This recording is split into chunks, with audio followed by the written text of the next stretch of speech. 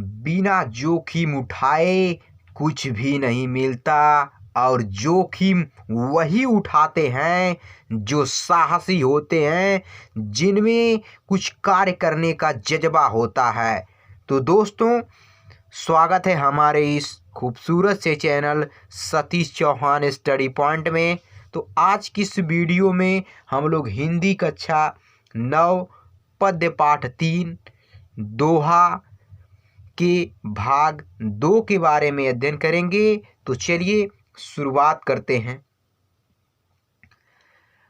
टूटे सूजन मनाइए, जब टूटे 100 बार, रही मन फिरी फिरी पोइए, टूटे मुक्ता हार, टूटे मुक्ता हार। रही मन यसुआ नैन ढरी, जिय दुख प्रकट करे, जाहि निकारोगे हते, कस न भेद कही दे, कस न भेद कही दे। कही रहीम संपत्ति सगे, बनत बहुत बहुरीत, विपत्ति कसौटी जे कसे, तेहि साचे मीत, तेहि साचे मीत। जाल परे जल जात बही, तजी मीनन को मोह, रही मन मछरी नीर को, तऊ न छाड़त छो, तऊ न छाड़त छो। तो दोस्तों, पद्यांश 3 के लिए संदर्भ प्रसंग व्याख्या के साथ आगे बढ़ते हैं। पिछले वीडियो में हमने संदर्भ बताया था, तो चलिए आगे बढ़ते हैं। टूटे सूजन मनाइए। तो इस पद्यांश में सज्जनों के महत्व पर विचार किया गया है। कवि रहीम कह रहे हैं कि टूटे सूजन मनाइए। टूटे माने टूटे हुए, सूजन माने सज्जन, मनाइए मीन्स मना लीजिए। कि कवि रहीम कह रहे हैं कि यदि कोई सज्जन व्यक्ति आपसे रूठ जाए तो उन्हें शीघ्रता से मना लेना चाहिए। किस प्रकार मना लेना चाहिए? कि जो टूटे 100 बार, जो मीन्स यदि, टूटे माने रूठ जाए, 100 बार मीन्स 100 बार। यदि वह सज्जन व्यक्ति आपसे 100 बार भी रूठ जाए, 100 बार भी नाराज हो, तो भी उन्हें हमें 100 बार भी मना लेना चाहिए। क्योंकि उन्हें क्यों मना लेना चाहिए? क्योंकि वे जीवन के लिए बहुत उपयोगी होते हैं। किस प्रकार उपयोगी होते हैं? कि रही मन फिरी फिरी पोइए। रहीमन मिस रहीम, फिरी फिरी माने पुनः पुनः, पोइए माने मिलाइए, पिरोइए। टूटे मिस टूटे हुए, मुक्ताहार। मुक्ताहार का मतलब मोतियों के हार, मोतियों की माला। कि जिस प्रकार सच्चे मोतियों का हार टूट जाने पर उसे बार बार पिरोया जाता है, ठीक उसी प्रकार सज्जनों को भी बार बार रूठने पर मनाकर रखना चाहिए, क्योंकि वे मोतियों के समान मूल्यवान हैं। तो इस पद्यांश में दृष्टांत और पुनरुक्ति प्रकाश अलंकार का प्रयोग किया गया है। काव्यगत सौंदर्य के विशेष भाग के लिए आप हमारे पिछले वीडियो में जा सकते हैं, क्योंकि हमने पिछले वीडियो में बताया है कि काव्यगत सौंदर्य को किस प्रकार लिखते हैं, क्या क्या होता है। तो अब आगे बढ़ते हैं।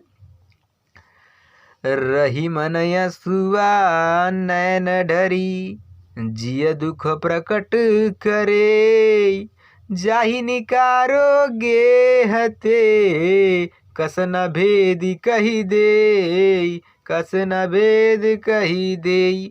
रहीमन असुआ नैन ढरी, रहीमन मिस रहीम, असुआ माने आंसू, नैन माने में आंखों, ढरी माने निकल जाए। इस पद्यांश में कवि रहीम दास का मत है कि घर से निकाला जाने वाला हर व्यक्ति घर का भेद खोल देता है। वे कह रहे हैं कि रहीमन असुआ नैन ढरी, रहीमन मिस रहीमन, असुआ माने आंसू, नैन मिस आंखें, ढरी माने निकली। कि यदि आंसू आंखों से निकल जाए तो जिय माने हृदय के दुख माने दुख, प्रगट करे माने दिखला देते।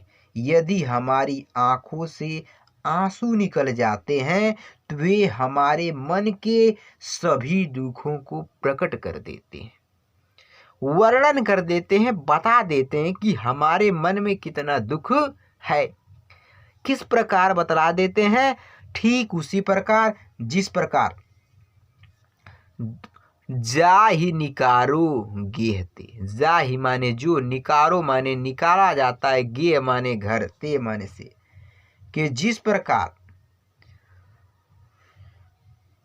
कस न भेद कही दे, कस माने किसी से, न मिस नहीं, भेद मिस भेद, कही दे मिस कह देता है।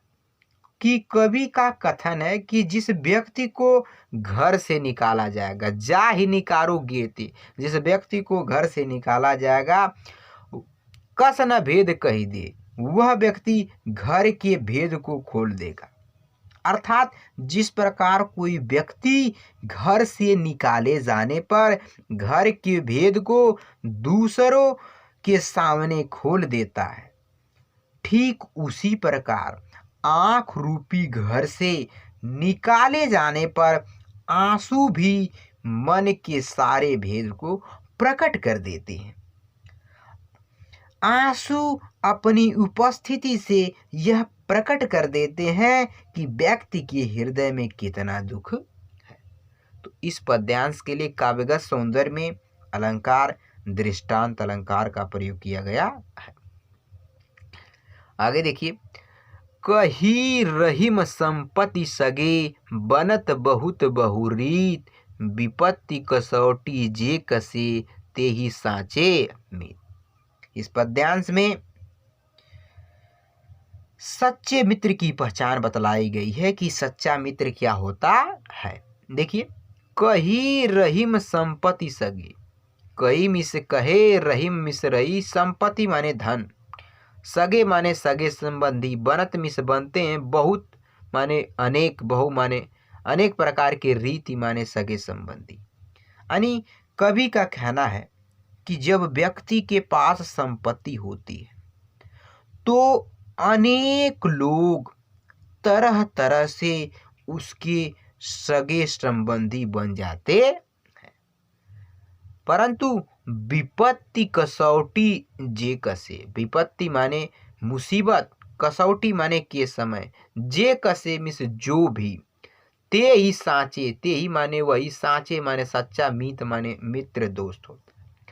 यानी विपत्ति कसौटी जे कसे, यानी किंतु जो विपत्ति के समय भी मित्रता नहीं छोड़ते हैं, जो विपत्ति में भी साथ देते हैं, मुसीबत में हर समय साथ रहते हैं, वे ही सच्चे मित्र होते हैं।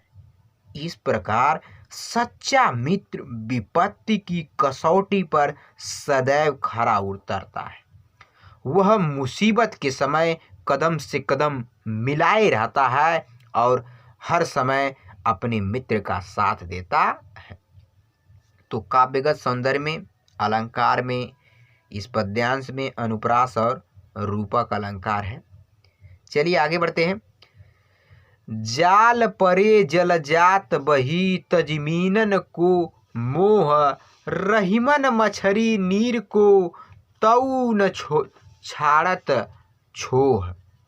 इस पद्यांश में कवि ने बताया है कि मछली को सच्चे प्रेम का आदर्श माना जाता है। जो मछली होती है इसे सच्चे प्रेम का आदर्श माना जाता है। किस प्रकार माना जाता है? देखिए, जाल परे जल जात बही तज मीनन को मोह। जाल परे मिस जाल पड़ने से, जल माने जल में, जात बही मिस चला जाता है, तजी माने त्याग देता है, मीनन माने मछली को, मोह मिस मोह माया। कि कवि रहीम बता रहे हैं कि जब मछली पकड़ने के लिए नदी में जाल डाला जाता है तब मछली जाल में फंस जाती है। तज मीनन को मुंह, परंतु पानी अपनी सहेली मछली का मुंह त्याग कर आगे निकल जाता है।